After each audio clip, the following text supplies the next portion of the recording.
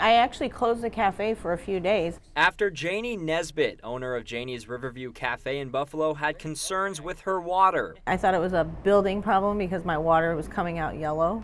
And so I called the landlord and he came and couldn't figure it out. Nesbitt then shut off her restaurant's water and turned to bottled water. Just for the safety of our customers until they know the exact, facts about, if the water's safe or not, So yeah, I use it to make my coffee now. I use it for bottled water for drinks. She took these precautions following an August water test. That test showed one contaminant measuring 6 parts per trillion.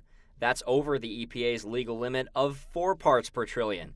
And then even higher than what the EPA says is safe for humans, which would be 0.004 parts per trillion for PFOAs and 0.02 parts per trillion for PFOS.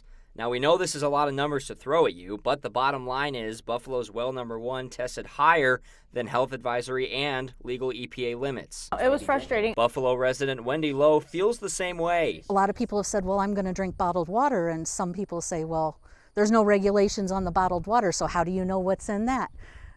We're darned if we do and darned if we don't. PFAS is a man-made chemical used in products like plastics and nonstick cookware, a chemical David Swertney from the University of Iowa says can cause negative health effects. If consumers in Buffalo are drinking this water over the duration of their lifetime, that's when we start to worry about the potential health effects. The CDC says some of those include decreased vaccine response in children, birth defects, and even cancer.